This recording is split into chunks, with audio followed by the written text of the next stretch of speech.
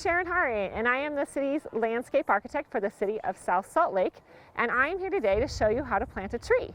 We love trees in our city. We have a lot of great trees in our parks and in our landscapes around.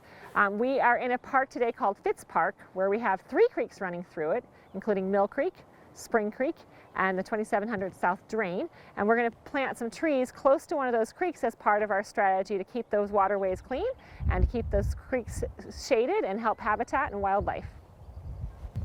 I've brought my tools with me to set up today, and you can just use your basic garden tools. We're going to get out our garden gloves. I'll also point out that I'm wearing long pants, sturdy shoes to kind of keep myself safe, because shovels and other tools can be sharp sometimes. I have just a standard spade shovel. I have a pick axe, which is actually really helpful for starting digging holes. I have a tarp, which is really important to put your dirt on, so the dirt and other things aren't flowing into the creek or staying in your grass. If you want to put this down, you can just fold it back up and put your stuff in the compost bin or in the garbage when you're done. And then I've got a couple of things that we're using for composting and making the soil a little softer and more nutrients for the tree, including some manure and something called soil pep, which is basically composted trees. And of course, we have a wheelbarrow. It's nice to have something to wheel all this around in. So just a quick note on tool safety. Make sure when you carry shovels, you're up and down, not over your shoulder, because you might swing around and hit somebody. Also make sure if you're using an axe like this, look behind you, no one's standing behind you. We're going to start by digging a hole for the tree. The most important thing for trees is that their roots can grow out. They do also grow down, but they need a lot of space to spread out, because most tree roots are within just a few inches of the top of the soil. That's good news for the tree. It means they can get more water, more air, and absorb those things that we don't want to have running off into our creeks. But it means that you don't need to dig a very deep hole. The more important thing is to go wide and mulch it well, so that has plenty of space for those roots to grow over time, and that makes the tree more stable over time too. So the first thing we're going to do is remove the bamboo stake, because trees don't actually need stakes to stay upright. It's better and healthier for them to be able to learn to get their roots strong enough to hold their tree upright themselves. So I have a small pocket knife. We'll just cut this off. Cut this off. Be careful not to cut the tree trunk itself. And after you buy the tree too and transport it, you want to make sure you don't get any, don't rub your tree on anything and get the scratches on the trunk. So you want to protect it with a little piece of cloth or something like that as you are transporting it in your car. Today we're going to plant a redbud tree. Every tree has a botanical name also, and the name for this one is Circus canadensis. It's one of my favorite trees because it doesn't grow too big. It gets maybe 20 to 30 feet tall here in Utah, and it has, of course, beautiful pink flowers in the spring, and it doesn't mind a little bit of shade and a little bit of drought. We're planting it close to the banks here because it actually is also a lovely tree by the water and has some benefit for wildlife. We also chose this location for the tree because we have a stream here that we're trying to put some additional shade on, and of course stop too much runoff from getting into the creek. Now it's time to dig our hole. So you put your tree about where you want it, take it out of the way, give yourself plenty of room, and begin by putting your spade into the ground. The ground's a little bit firm today, so a good tip is to water your grass the night before and let it soak in.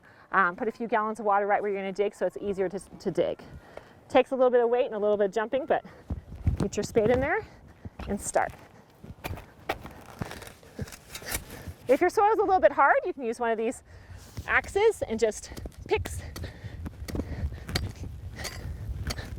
It'll get your hole started and also dig up some sod. It also is helpful as you get lower in the hole to remove rocks and things like that. So your soil is not just one type of soil all the way through. You usually have a few inches of soil on top and then some subsoil on bottom. This park has some great soil because this used to be a flood area, so lots of sediment has collected here over the years. So we've got pretty good soil here. It's nice and loose. It's got a lot of different materials in it. There's sand, silt, and clay, and this is a pretty good mix. Some places have a lot of clay, which isn't so great for trees. Some places have a lot of sand, which just means that water runs straight through and you don't get to hold the roots by the roots. This is a nice mix, but we still have a couple things we want to fix here. We're going to take out any tree roots that are in the way. We're also going to take out any large rocks because tree roots won't grow around that. Put it in our discard pile And we'll kind of dig through here for a little bit and get it into a nice, ready to go base for the tree to be planted. All right, our next step is to check the size of the hole for the tree. One of the most common mistakes is that people bury their tree too deep in the hole. You want to have the top of where the roots start level with the top of your grass or ground. So we're going to just test it first by putting the whole bucket in and seeing how it goes. So I have to just kind of eyeball it, but it looks about the right level. So I'm going to go ahead and take the tree out of the pot. And the simplest way to do that is to tip it sideways, put the tree down on the ground on a spot where you're not going to break any branches, and sort of slide it out. It might take a second person.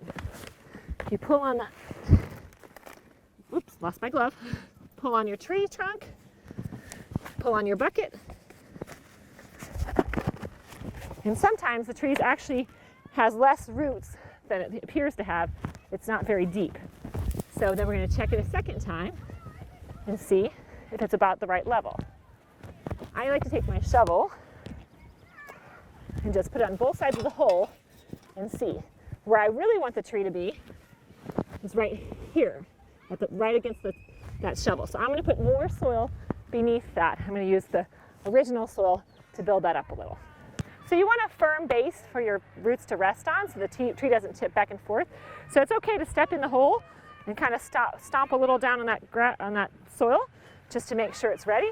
And we'll try again and see if the tree's at the right level. Just about right. So I'm also going to center my tree in the hole.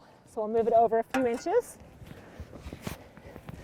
And we want to make sure that it's straight up and down. It's crooked now, but we can put extra soil underneath one side to prop it up.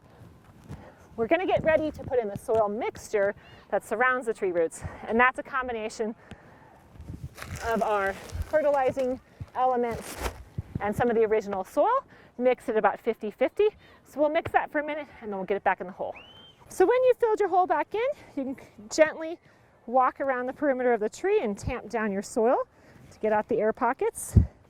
Again, we were really careful with the tree trunk with our shovel and using our hands so we didn't damage it at all, or any of the branches. So our last step is to add mulch to the top of the tree roots. Usually you want at least 2 or 3 inches of mulch on top of those roots to keep them cool and hold in the moisture, and it also helps prevent that new soil from running off. So we have a huge pile of bark chips here from last year's windstorm damage that knocked a few trees out in Fitz Park. So we chipped it up, we're recycling it and putting it to help grow new trees.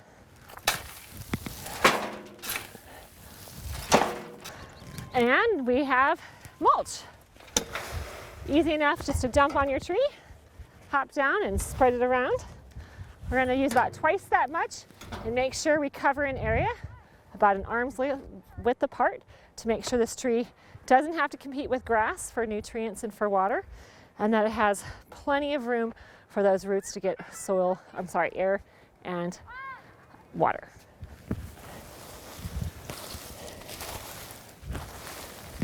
So finish it up with the mulch. Just make sure it's not touching your tree trunk. You can kind of make a little mound around the edge. And you want to also cover any bare soil you have left over so that you don't have dirt that can run off into the stream.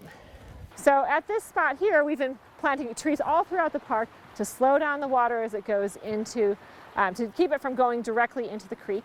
And also those trees over time drop leaves, build soil, good healthy soil and good healthy understory, keeps your creeks healthy and happy as well, because that intercepts the pollutants as they come towards the creek.